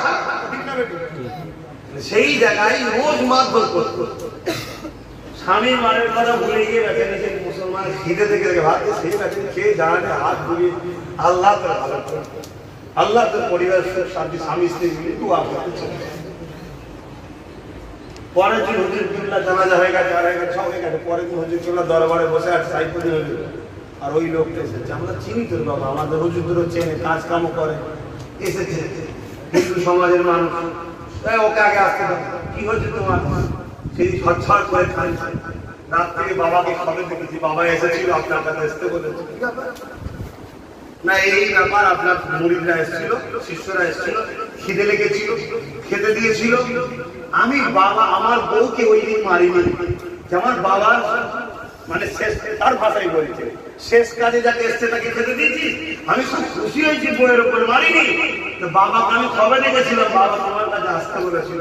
হুজুর আবার গরিব মানুষ তো কিছু দিলেন, সেই থেকে স্যার কোনোদিন বিবিকেও মারে না, তাদের মধ্যে পরিবর্তন হয়ে গেল, মহব্বত। তাহলে ভাবুন যে গায়ে ইসলামের মানুষ তারা কতটা আমাদেরকে শ্রদ্ধা করছে, আর সামান্য পয়সার জন্য, সামান্য হারাম খাবার জন্য, সামান্য লোভের জন্য। কারণ আব্বাস সিদ্দিকী যেটা করছে যে আমাদের মাথা চলে যায়, আমার হারাম খাওয়া হবে না, কাজে বলে মার ভাই ভাই ভাই। ইমামে হোসেন হুজুর তো আর লাঠি তুলেছিল, তরোয়াল তুলেছিল হুজুরের বিরুদ্ধে। কেন? হুজুরও তৎকালীন সময় যে নেতা ছিল, দুর্নীতি করতো, অন্যায় করতো, বদমাশি করতো, মানুষকে জুলুম করতো, নারীদের ইজ্জত লুটতো, শরাব পান করতো, মানুষের হক দিত না, গুন্ডা দিয়ে রাজত্ব শুরু করে দিল। হযরত ইমামে হোসেন বলেন, আরে এটা অত্যাচার হচ্ছে, অন্যায় হচ্ছে, জুলুম হচ্ছে, এটাকে মেনে নেওয়া যাবে না। এই যে খবর পাঠাচ্ছে, হোসেন তুমি আমাকে নেতা বলে মেনে নাও, তোমাকে কয়েকটা রাজ্য দিয়ে দেবো, বসে বসে রাজত্ব করা, আমার বিরোধী করবে। ইমামে হোসেন বলতে পারতো, তিনি তো জান্নাতে সার্টিফিকেট পেয়ে গেছেন, সার্টিফিকেট দিবার পর হয়ে যাবে নাকি? আল্লাহর কোন আইন রদ হয়? পেয়ে গেছে, তো বলতে পারতো না, বেকার ফেতনা করে লাভ নেই, ও রাজা মানুষ, নেতা মানুষ, তোর হাতে প্রশাসন আছে, হ্যাঁ না যেতে না যেতে বছর লড়াই করে পারবো না, তুই তো মেরে ফেরে দেবে, দরকার নেই, ওর সাথে মিশে যায়। হোসাইন করেছে, জোরে বলো করেছে? হোসাইনের গোলাম নিজেকে মনে করে হাত তুলে দেখো, তোমরা সত্যিকার হোসাইনের গোলাম হও, তাহলে অন্যায়ের সাথ দিতে তোমরা কোনদিন পারবে? জালিমের সাথ দিতে পারবে? মিথ্যার সাথ দিতে পারবে? গরিবের জুলুমের সাথ দিতে পারবে? মানুষের হক যারা মেরে দেয় সাথ দিতে পারবে? সেই সকল জালিমদের পক্ষপাতিত্ব করা যাবে? আমি কি করে করি? তোমরা যদি আমাদের শিক্ষাই বলো না, আর আমি নিজে কিতাব করে দেখেছি জালিমের সাথ দিলে আমি জাহান্নামে যাবো, আমি সাথ দেবো? আমাকেও বলছে আজকে চুপ করে যাও, হ্যাঁ যাও, কত কোটি টাকা লাগে বলো, কি লাগে বলো, হ্যাঁ লাগবে, তাহলে সাথে যাবো, চুপ করে যাও। আমি দেখছি আমার হোসাইন চুপ করে, অন্যায়ের প্রতিবাদ করেছে, এটা আমার ডিউটি। কিন্তু যখন এই প্রতিবাদ করতে যাচ্ছি আপনার কষ্ট হচ্ছে কেন? আপনি এলাকার নেতা, আপনার দিন পথ চলে যায়, আপনাকে ওপর থেকে চাপ দিচ্ছে যদি না উঠতে পারিস তোর জায়গায় অন্যজনকে বসাবো, আপনার মাথা খারাপ হয়ে গেল। মাস গেলে 2 লাখ ইনকাম, মাস গেলে 4 লাখ ইনকাম। ভাই ইনকামটা কিসে হলাম না হলাম? আপনি হারাম খাবার জন্য এত ব্যস্ত? ও আপনার দুনিয়াটাই সবকিছু, আখেরাত দেবেন না? আজকে দুনিয়ায় আপনাকে যে উপর থেকে চাপ দিচ্ছে, তারপরে আপনি আপনার নবীর খানদানের বাচ্চার সঙ্গে লেগে গেলেন। আখেরাতে কোন মুখে নবীকে বলবেন যে হুজুর শাফাআত করেন?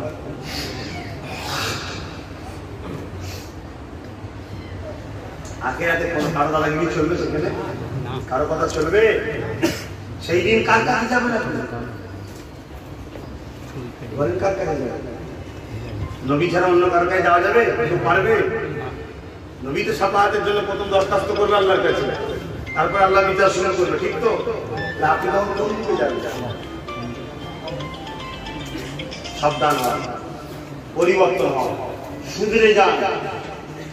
আমি আপনার বিরুদ্ধে নয়, আমি আপনার যাওয়ার সাথী হিসেবে পেতে চাই। আপনিও চলে আসুন, আপনিও চলে আসুন। আল্লাহ নবী দিন দুনিয়া বাদশা বিবুল্লাহ জানিয়ে এ দুনিয়া মানুষেরা ময়দানে মাসুরতে এত কঠিন হবে, বাবারা তোমরা ময়দানে মাসুরের জন্য বেশি বেশি চিন্তা করবে, আল্লাহ পাকের কাছে কাঁদাকাটি করবে, আল্লাহ পাকের কাছে ক্ষমা চাইবে, গুনাহগারি করবে।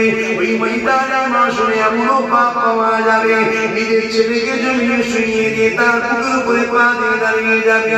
ওই ময়দানে মাসুরে এমনও মা পাওয়া যাবে, নিজের মেয়েকে জমিয়ে শুইয়ে দিয়ে তার বুকের উপরে পা দিয়ে দাঁড়িয়ে যাবে। ওই ময়দানে মাসুরে এমনও ছেলে পাওয়া যাবে, নিজের বাপকে জমিয়ে শুইয়ে দিয়ে তার বুকের উপরে পা দিয়ে দাঁড়িয়ে যাবে। ওই ময়দানে মাসুরে এমনও মেয়ে পাওয়া যাবে, নিজের মাকে জমিয়ে শুইয়ে দিয়ে তার বুকের উপরে পা দিয়ে দাঁড়িয়ে যাবে। চলবে তাকে জমিয়ে শুইয়ে দিয়ে তার বুকের উপরে পা দিয়ে দাঁড়িয়ে যাবে। সাহাবা খুশরা কাঁদতে লাগলেন, ইয়া রাসূলুল্লাহ হাবিবুল্লাহ, এরকমটা কেন হবে? আল্লাহ নবী জানিয়ে দিয়েছিলেন, এ সাহাবারা, ওই যে সূর্যের তাপেতে জমিনটা পুড়ে পুড়ে লোহা যেমন পুড়ে লাল হয়ে যায়, ওই রকম লাল হয়ে যাবে, জমিনে দাঁড়াতে পারবে না। এই যার উপরে যার চলবে জমিনে শুইয়ে দিয়ে তার বুকের উপরে পা দিয়ে দাঁড়িয়ে যাবে। এদিকে সূর্যের তাপে মাথার ফেরত গলে গলে পড়তে লাগে। এ যুবকেরা, তরুণেরা, দুনিয়ার জন্য আখিরাতকে হারাতে যাও, দুনিয়ার জন্য তারা খানদানের রাসূলের সঙ্গে বিরোধী করতে যাও, দুনিয়ার কাফের মুশরিককে খুশি করার জন্য যারা আমাদের সঙ্গে দুশমনি করতে যাও। আল্লাহ নবী জানিয়ে দিলেন, এ আমার উম্মতিরা, যারা আমার খানদানের সমালোচনা করবে, রাসূলুল্লাহ বলে যায় তারা মুনাফিক হবে, মুনাফিকের ঠিকানা জাহান্নাম হবে। আল্লাহ নবী আরেক হাদিসে বলে যায়, মিশকাত শরীফের হাদিস, আব্দুল্লাহ ইবনে উমর থেকে, আমার উম্মতিরা, কিয়ামতের শেষ দিন পর্যন্ত তোমরা মুক্তি নাজাতি পেতে চাও, আমার খানদান কুরাইশের নেতৃত্ব মেনে নেবে।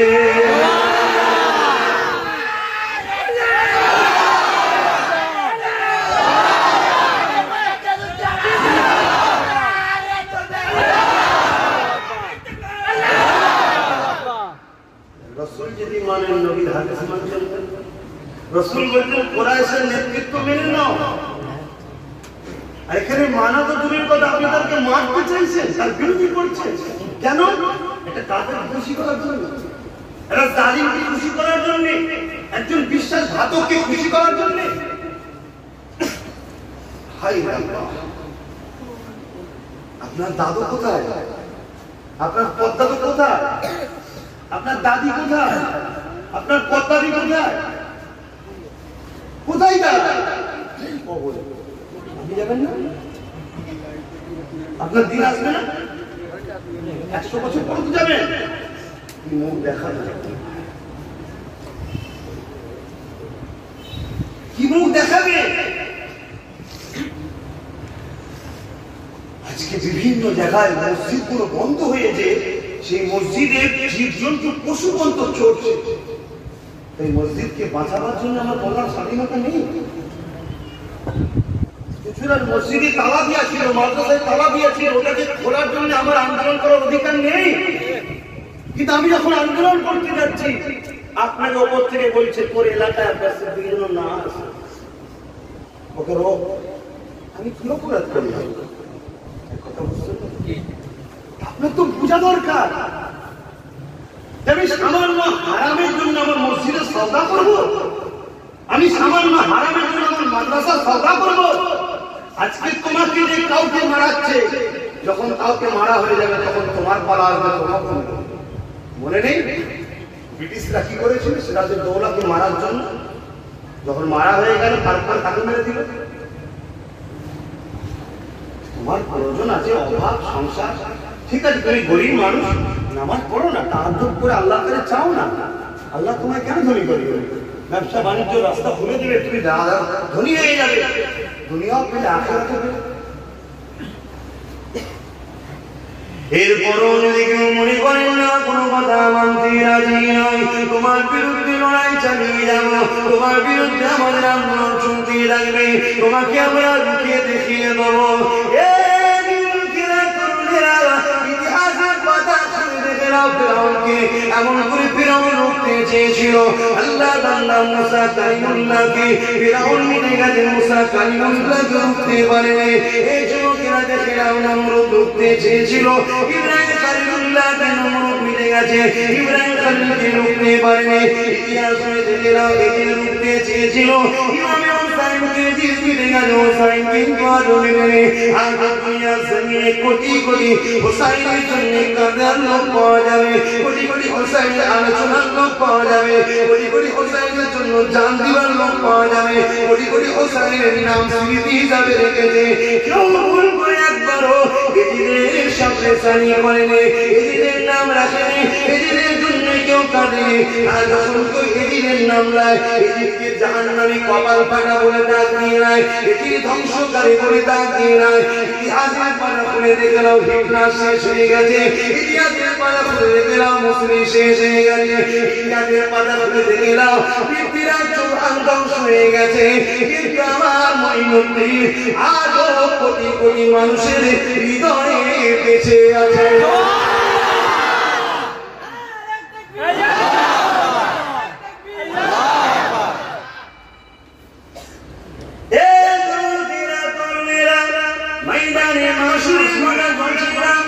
আল্লাহ আজকে তওবা করে না আল্লাহ আজকে পরিবর্তন হয়ে যান ভুল মানুষ মাত্র হয়েছে 50 বছর দুনিয়ার লোকে পড়ে সন্ত্রাসীদের সাথে অনেক গরিব মানুষের পরিবর্তন করেছে কাউকে খুশি করার জন্য কাউকে ক্ষমতায় আনার জন্য নিজে অনেক মানুষের উপরে জুলুম করেছে ভুল মানুষ মাত্র হয়ে যায় আল্লাহ করেছে তওবা করে না তওবা করে নিয়ে ফিরে আসে ইতিপূর্বে মোরাইল বাচ্চারা রাজনীতি কখনো নেতৃত্ব দেয়নি আজ যখন ডাক দিয়েছে ফিরে আসে তওবা করে না আল্লাহ দিকে আসে আল্লাহ খুশির জন্য যখন সব কিছু করতে হবে আল্লাহ সৃষ্টিকে যখন মুহাব্বত করলে আল্লাহকে মুহাব্বত করা হবে তাই প্রতিষ্ঠিত করার জন্য একতা হয়ে যায় সত্যের দিকে ফিরে আসে তাই ময়দানে মৌসুমী কথা স্মৃতি রেখে দেবে কিয়ামতের দিনে আল্লাহ নবীর কথা বলার পরে সাহাবারা কাঁদতে লাগলে ইয়া রাসূলুল্লাহ হাবিবাল্লাহ এই জায়গায় আমাদের কি হবে উপায় আল্লাহ নবী জানিয়ে দিয়েছিলেন আমার সাহাবারা আমার উম্মত আমাদেরকে জানিয়ে দিও তাদের কোনো চিন্তা নাই যারা আমি রাসূল আমার আহাদের কোরআনি খুলবে তারা আমাদের সাথে খানা খাবে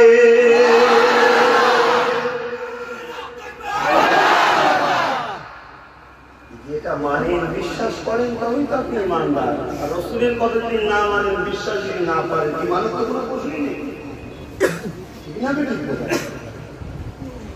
রাজ খানদানে রাসূলের সাথে কুরাইশের সাথে তাদের নেতৃত্ব মানার কথা বলেছে সেই জায়গায় রাসূলের বিরোধী করে তাহলে এই কিয়ামতের দিনে ফাঁসতে হবে না কি মনে হচ্ছে একটু মুখ খুলে বলে দেখেন আসতে হবে মনে হচ্ছে না আপনি বলছেন নামাজ পড়বো মানবো কেন বিজনেস করতে মানবো কেন আরে এখন মিটিং করে হজ করে আসবো মানবো কেন বাহ ভালো ধান্দা কি অন্য ধর্ম নাকি দিদি পাপ মুছে যাবে? তুমি হজ করতে গেছো, কত এদিন এখানে কাঁদছে, আল্লাহ আমার জায়গা দখল করেছে। ও তুমি যদি কাবা পাপ দিচ্ছ, লব্বাইক আল্লাহুম্মা লব্বাইক লব্বাইক লা শারীকা লাক লব্বাইক, ঠিক আছে? অত সহজ নয়, অত সহজ নয়। হযরত আলী রাদিয়াল্লাহু তাআলা আনহু হুজুরের কথা আপনাদের বলেছিলাম, সব জানেন তো। লক্ষ লক্ষ হাজি জাহান্নামে যাবে, লক্ষ লক্ষ, একটা দুটো নয়। হাজি তো সবাই যাচ্ছে, হাজি তো সবাই যাচ্ছে। পছন্দের ফল আল্লাহ পছন্দ করছে না, দেখবেন না? আল্লাহ কারো মুখাপেক্ষি কি নাকি? আপনার বাচ্চাকে যদি আমি আঘাত দিই, আপনার কষ্ট হবে না? নবীর খানদানকে আঘাত করে নবীর কষ্ট হয় না, হয় না? নবীর জুতা মুবারক নিয়ে কেউ বিয়াদবি করে সেটি বেঈমান হয়ে যায়। নবীর খানদানকে যদি আঘাত দেয়, আল্লাহ পাক তাকে ঈমানের সাথে কবর ঢোকার মনে হয় না। তাই তো আমার আল্লাহ রাসূল বলে দিলেন, যারা আল্লাহর ওলিদের সঙ্গে বিয়াদবি করে তাদের উপরে তিনটি আল্লাহ পাকের অভিশাপ আছে। নাম্বার 1, তারা দুনিয়ায় যতদিন থাকবে সব থাকতে থাকতেও মনে হবে নেই, শুধু আশরাফে আলো দরকার, আলো দরকার, আলো দরকার, আলো কইতে বলবে না, আছড়ে আছড়ে চলে যাবে, ভোগ চিন্তাকে করতে হবে। লাস্টে দেখায় ওই ভোগটা অন্য কেউ করছে আর ওই দিকে পিটানি কাটছে। দ্বিতীয় নম্বর হলো, সে যেখানেই যায় না কেন দুনিয়ায় তার তাকতের জন্য হয়তো মুখ খুলে তার বিরুদ্ধে কেউ বলতে পারবে না, কিন্তু সমাজে তার পিছনে আলোচনা করে দেখো, সবাই তাকে গালিমন্দ করে, নিন্দা করে, যেখানেই যাক তাকে সবাই পচা করে, খারাপ করে। 3 নম্বর, তার অশান্তি হবে শেষ পর্যন্ত সে যখন মরবে বেঈমান হালে মরবে। নাউযুবিল্লাহ বলে, নাউযুবিল্লাহ বলে। সামান্য 30 বছরের যে 35 বছরের জেল দেখি, 15 থেকে 50 হয়ে গেলে আর দুনিয়া ভালো লাগে না। আর 35 না হলে 15 না হলে দুনিয়া বুঝি না। এই সামান্য জিন্দেগির জন্য আমরা আখিরাত নষ্ট করব? এই যুবকরা কষ্ট হচ্ছে, বোঝা বোঝা তোমাদের ভাই সব কিছু করতে হবে আল্লাহকে খুশি করতে। अल्लाह ने सारा मुझे जाने बाबरा कल कामत मैदान में लोग कुतुबी होवे इधर अल्लाह बंदा बंदी शामे गाने चलाए ये शामे गाने के निते अल्लाह बाबू के बंदा रे तो शामना दे विश्व बंदा बंदी रंगे और अपने अल्लाह पाक आपने हमारी शामना में गिरना आपने हमारे गोपने गोपने जहन्नम में दिया तो दुनिया दुनिया में देखा करते बने दुनिया माया करे दुनिया लोगे करे अन्याय कुछ कुछ पाप कुछ अल्लाह पाक आपने हमारे जहन्नम में गोपने गोपने दिया हमारा अल्लाह पाक बोलते रहे हमारे बंदा रे আমার রহমতের উপরে নিরাশ না বান্দা আমার রহমতের উপরে নিরাশ না বান্দা আমার রহমতের উপরে ভরসা রাখবে বান্দা বান্দা তোরা মুন্নামাটা দেখা বান্দা মুন্নামা কুদরত করে আল্লাহ দেবে বান্দা পাপ আমায় গুনাহ ভরা ভরা ভরা কি বলি কি বান্দা নাই বিষ্ণু আল্লাহ পাক বলবে বান্দা রে তোর পাপ আর পাপ আল্লাহ আল্লাহ আমি মুন্নামার মধ্যে একটা মানুষ পাবে এই ভালোবাসা আল্লাহর পছন্দ হয়ে যাবে এই বান্দা তোরা মুন্নামাতে একটা ভালো কাজ পেয়েছি ও আমি ভালো কাজ তো আমার পছন্দ হয়েছে তুই তাই যাবো বিষ্ণু বান্দা বলতে লাগবে ও রব্বি আল্লাহ আপনি কি দয়া করে আমাকে জান্নাতি করে দেন তাহলে আমি আপনার বান্দা শান্তি পাবো আমার আল্লাহ পাক বলতে লাগবে বান্দা রে আমি তোর পাপকে চেপে দিলাম জানি আল্লাহ তোকে জান্নাতি বানিয়ে দিলাম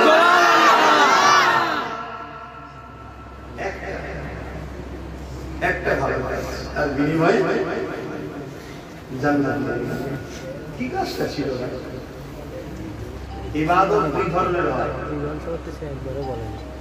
ইবাদতের বদলে আর একটা ইবাদতের মানি হক দুটো একটা আল্লাহর হক একটা বান্দার হক পাড়া প্রতিবেশী শুয়ে জুলুম করা এটা বান্দার হক বান্দা যদি মাফ না করে, খারাপ যদি মাফ না করে, আল্লাহ মাফ করে। আর নামাজ, রোজা, দান, খায়রাত এগুলো সব আল্লাহর হক। নামাজ কাজা করে ফেলেছে, আল্লাহ চাইলে মাফ করবে, কানাকাটি করবে। কিন্তু আপনি একটা নির্দোষ অন্যায় করে তার উপর জুলুম করেছেন, কারণ আমি মিথ্যা কেস দিয়েছেন, কারণ আমি সমাজে মিথ্যা প্রচার করছেন, কারো আজকে কেটে কেটে অপমান করার জন্য ছড়াচ্ছেন, তাকে বাজারে পচাবার জন্য, এই যে তার উপর জুলুম, এটা হলো বান্দার হক। যতক্ষণ নয় বান্দা মাফ করবে, আমার আল্লাহ কথা দিয়েছে এই পাপটা আমি মাফ করবো না। সামান্য বাজারে ভিড়ে গিয়ে তোমরা একে অপরকে খুঁজে পাওনি, ময়দানে মাহফিলে যেখানে শুরু থেকে শেষ পর্যন্ত মানুষ সব থাকবে, সেখানে খুঁজে পাবে তো তাকে, যে সেখানে যে মাপ চেয়ে নেবো। কথা বুঝছি? অসুবিধা হচ্ছে না? বড় হচ্ছে না? আমার বড় হচ্ছে।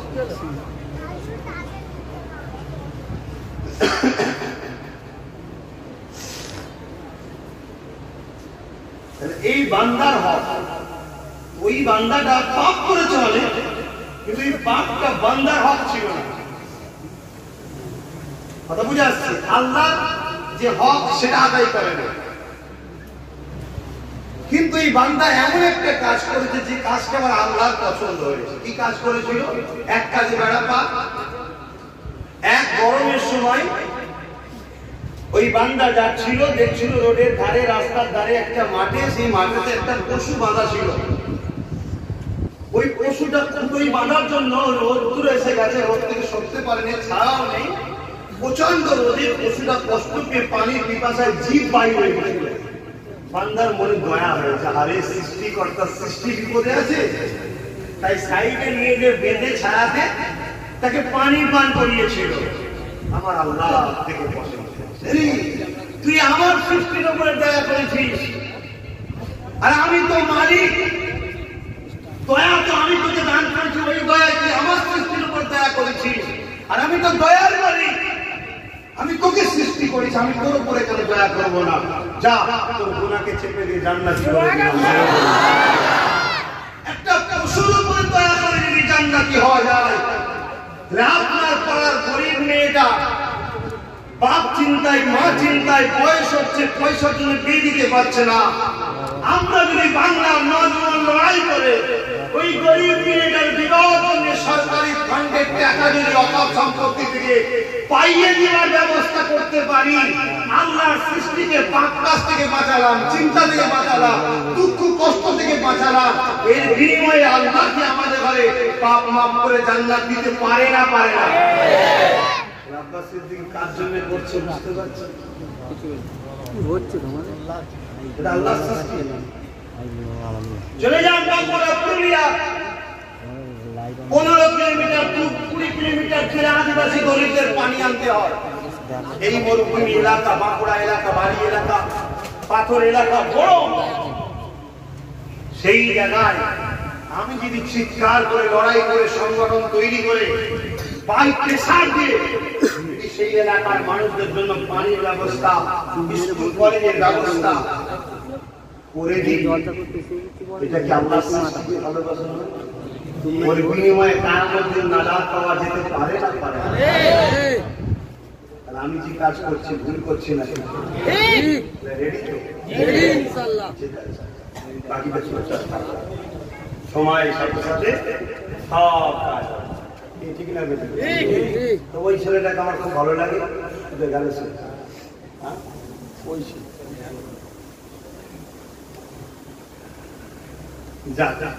ভালো ছেলে, আমার পছন্দ, কথা বুঝে আসছে। এবারে আমি তার এই পাড়ার লোক না, একটা মানুষ সবার কাছে প্রিয় হবে, এটা হতে পারে ভাই? তাহলে বলুন, আল্লাহর সৃষ্টি একটা পশুকে যদি ভালোবাসায় নাজাত পাওয়া যায়, আজকে এই সমাজে কত মা বৃদ্ধা আশ্রমে পড়ে আছে, কত বাপ বৃদ্ধা আশ্রমে পড়ে আছে। আমি যদি গলা ফাটিয়ে চিল্লিয়ে আপনাদের বোঝাই যে আইন তৈরি করতে হবে, বৃদ্ধা আশ্রমে মা বাপকে যারা রাখবে ওই ছেলেদের 12 বছর জেল খাটতে হবে, এটা আমি ভুল করছি? কেন রাখবে? ছোটবেলা থেকে 12 বছর 15 বছর ধরে তোমাকে কোলে করে হাতে করে নিয়ে খাইয়ে খাইয়ে তোমার বাপ মা বড় করেছে। আজকে সেই বাপ মা যখন ছোট হয়ে গেছে, বুড়ো হয়ে গেছে, তুমি 2-3 বছর তাকে মানুষ করতে পারছো না। তুমি ছেলে তো ভালো ছেলে নয়, তোমার জেনে যে সাইজ করা দরকার, ঠিক না বেটি? যুবকরা কি বলছো? যুবকরা কি বলছো? না কথা বেরোচ্ছে না। এই তুই একদিন বাপ হবি। আম্মা বোনেরা, নতুন বিয়ে হয়েছে, শাউরি ভালো লাগছে না, তুই একদিন শাউরি হবি। তোরও স্বামী এখন তোমাকে ভুলে গেছে, খবরদার মাকে কেড়ে নিবি ছেলের থেকে। তোর ছেলে তো তোর বেটার বউ কেড়ে নেবে, সেদিন মরে যাবে। কথা বুঝে আসছে? মা আলাদা জিনিস, ভালোবাসো তাকে মানিয়ে নাও। হ্যাঁ জানি পরের মেয়ে কখনো নিজের মেয়ে হয় না, আর পরের মা কখনো নিজের মা হয় না। যদিও বা পরের মা নিজের মাকে মেনে নেয়, শাউরি কোনো পরের মেয়েকে মা বলে মানতে পারে না, জানি হয়। তারপরও তুমি আল্লাহকে খুশি করার জন্য তাকে মানিয়ে নাও। 10 বার সে খোঁটা দেবে, 11 বারে তার বিবেক সারা দেবে যে না এই মেয়েটার উপর জীবন করা ঠিক হবে। তোমার দুনিয়াও তখন ঠিক হয়ে গেল, আখিরাতও ঠিক হয়ে গেল। কি ওই সব কথা বলছি খারাপ না, ছোট মুখে বড় কথা বানাচ্ছে না। আরে সব শিক্ষা আমরা দেবো, আমরা তো সব শিক্ষা দেবো। এখন ইসলামে আছে না নাই? এটা তো ইসলামের কথা যে খবরদার স্বামী তুমি স্ত্রীর উপর জুলুম করো না, স্ত্রীকে বোঝা মনে করো না, স্ত্রীকে চাকর মনে করো না। এটা যেমন আবার স্ত্রী পেয়ে গিয়ে তোমার মাকে নাগাদ দিও না, কারণ মা যদি একবার দুনিয়ার মুখ্যমন্ত্রী প্রধানমন্ত্রী সব নিয়েছে দোয়া করলো তুই জান্নাতে যাবি, দুনিয়ার সব বিশ্বাস মরিচা নিয়েছে তোর হয়ে যদি আন্দোলন করে দোয়া করে তুই জান্নাতে যেতে পারবি না। ওই একবার উহ বলাতে, একবার শুধু বলে উহ, ব্যাস তোর কপাল ফেটে গেল। আর মা বাবাদেরকে বলবো, বিশেষ করে মায়েদেরকে বলবো, আল্লাহ রসুল বলেছে জাহান্নামে নারীদের সংখ্যা হবে বেশি। তার জন্য তিনটে কারণ, একটা কারণ হলো নারীরা বদদোয়া করে, এই জন্য আল্লাহ পছন্দ করে। তাই মা খবরদার ছেলেকে বদদোয়া করবে না, দোয়া করো। তোমার বদদোয়া যেমন কবুল হয়, দোয়াও কবুল হয়। বারবার দোয়া করো আল্লাহ কার তোমার ছেলে ভালো হবে, ঠিক না বেশি? একটু কিছু হলে বাপ হলো তো ঘরে দুমদাম পিটিয়ে রাগ মিটে যায়, আর মা তো ধরতে পারে না, ছুটে পালায়, অমনি শুরু হয়ে যায়, মুখ পুড়ে যাবে, তো পা পড়ে যাবে, তুই লড়াই করে করবি, আমুক হবে তামুক হবে, ভাবতাম বদ্ধ করে দেবে। আর মায়ের আল্লাহ পাক এই জন্য পছন্দ করে, তাই মা বদ্ধ করে।